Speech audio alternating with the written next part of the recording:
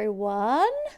Welcome to another episode of my YouTube channel. And I cannot believe I have over 200 subscribers, maybe even more when I post this one. I have just bought some glaze. I thought I'd just show how you don't just have to buy pots of glaze.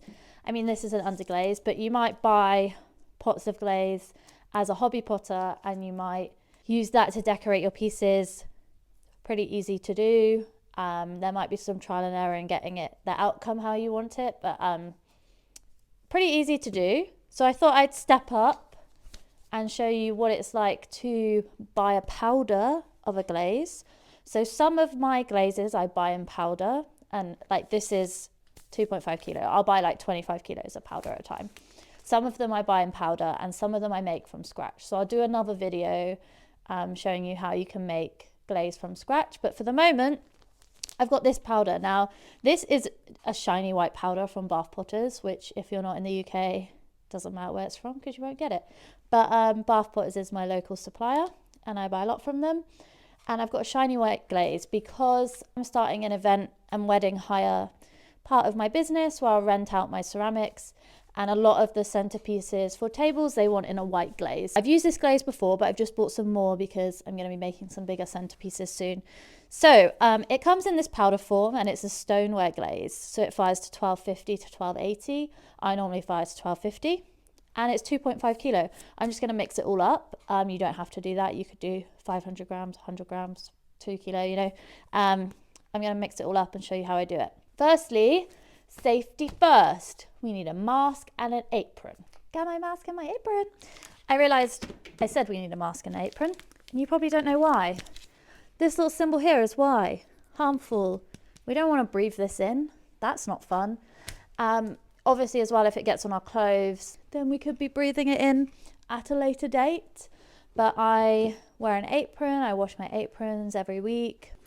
And then a mask, so an actual mask that is made for the particle size of dust, powder-based materials, not just like those COVID masks. I mean, that is going to be better than nothing, but it's not going to stop you breathing anything in.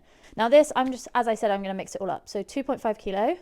It would say on here, oh yeah, 1 kilo of glaze with 1 litre of water passed through a sieve, should be single cream consistency. Apply to bisqueware, allowed to dry before firing. So yeah, it's normally a 1-to-1 ratio, so 1 kilo to 1 litre. Some of my glazes I do a little bit less, just because they're brush on and I want to brush them on a bit thicker than I would dip. You kind of get to know the glazes. I'm going to do 1-to-1 just because I know I've done it before. So I need to get 2.5 litres of water in the tub, and then I'm going to put the powder in and I'll film it, obviously, because we're making a video. Oh, I've just realised, got my water, got my powder. My least favourite thing about these powder is that they're like so hard to open. I need scissors. Now, put the mask on before I open the packet. Now you're not going to hear anything I say.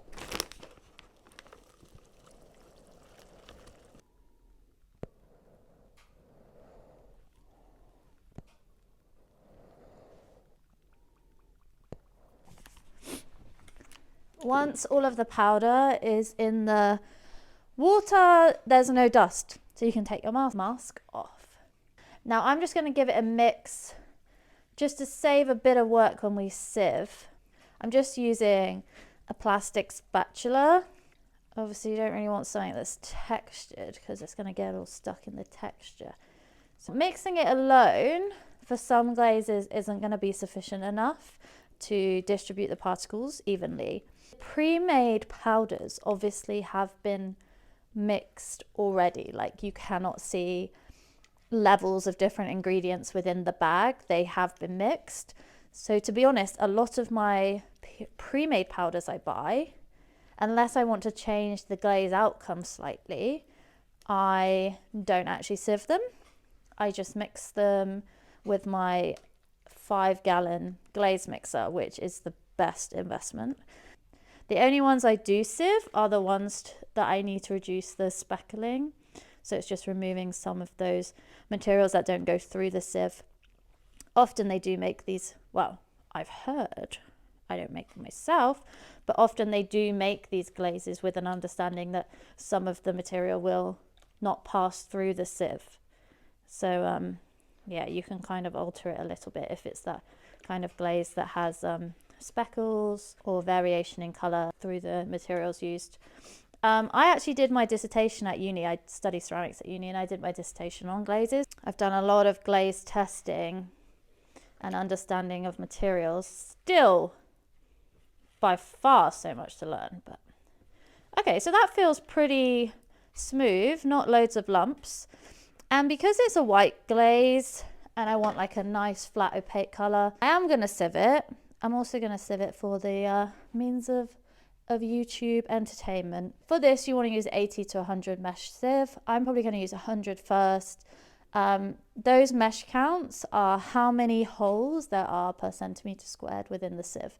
So a normal standard kitchen sieve, I imagine maybe like, I don't know, 10 mesh, which isn't going to split those particles up very much. Some people do use a normal kitchen sieve. Yay for them. I'm going to use 100 if it struggles to go through 100 mesh sieve. What you can do is add a tiny bit of water to it.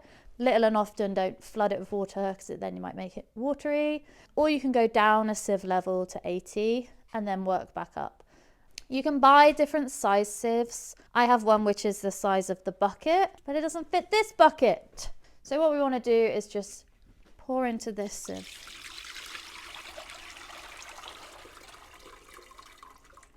And it'll start going through on its own, and then we need to tease it through with the spatula as well.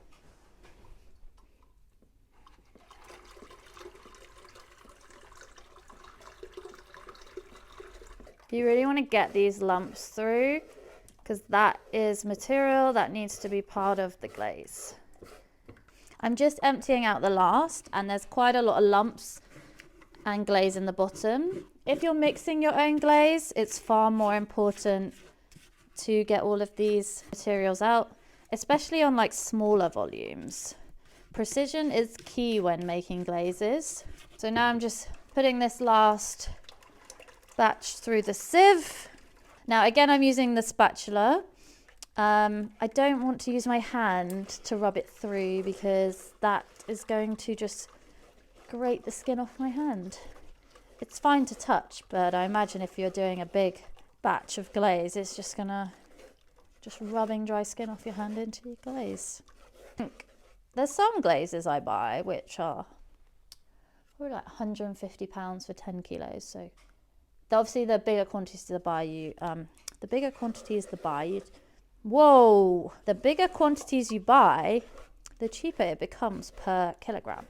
So £150 for 10 kilos. This was £30 for 2.5 kilos, about, I think.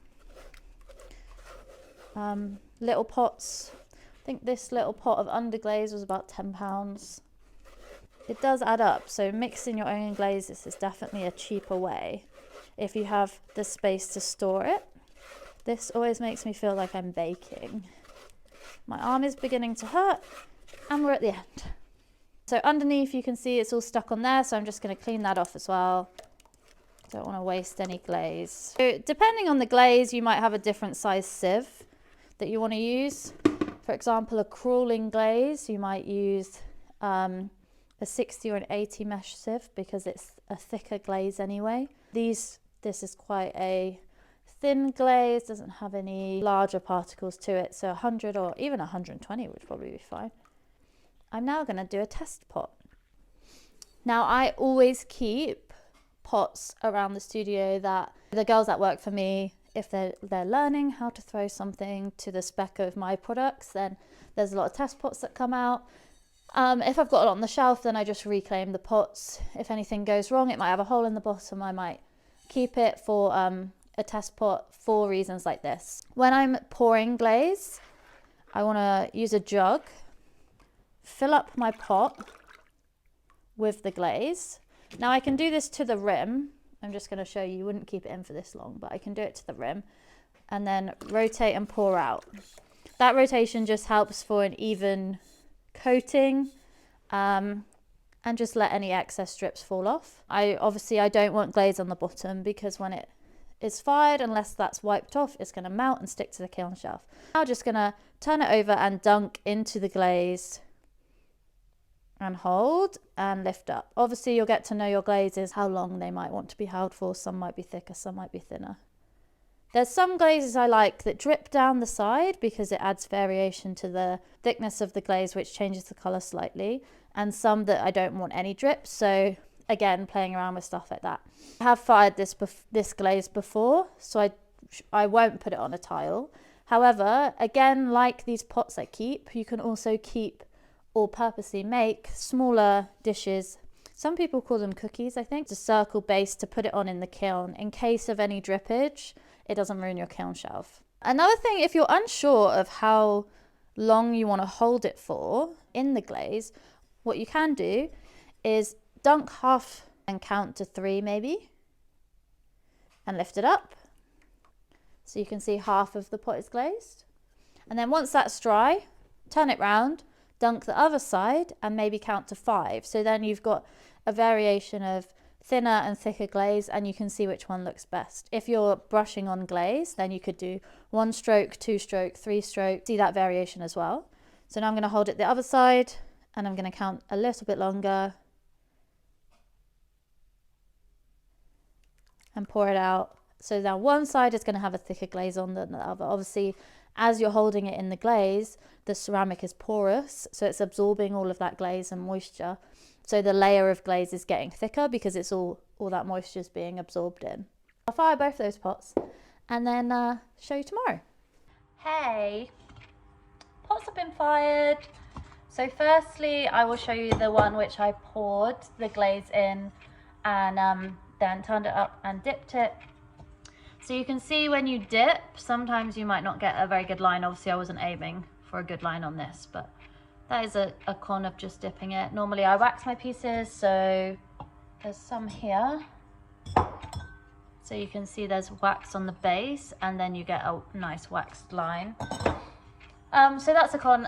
There's a couple pinholes on the outside, but nothing on the inside. Pinholes, don't know if you can see, there's like little holes in the glaze, but came out pretty good. You can see the drips are showing, so that's something if you don't want then to make sure that the drips don't run down the side. For my stuff I probably won't have the drips because they are all to look uniform for like wedding stuff, but pretty good. And then the other one, which is where I dipped it half and then turned it and dipped the other half for a bit longer, you can see there isn't a huge amount of difference. Obviously this is a line where it's a bit thicker, but between the two sides there isn't a huge amount of difference, so that's good. There isn't any pinholes in this glaze, so I don't know, it's just different time of making, different pots, different person making it maybe. So yeah, that's not something to worry about. But yeah, you can see the glaze is nice and white. So definitely firing to the right temperature. There's no crazing, no cracking, pretty even coverage. So I'm happy with how I mixed that glaze. And then I'm going to make the pieces and glaze in them. So yeah, if you have any questions, just leave them below for mixing glazes. I will do a video on how to mix a glaze from a recipe. I have loads of recipe books, so I'll just pick one out and do one maybe this week. Yeah, like, subscribe, comment, all of that jazz people say when they do YouTube, and have a good week.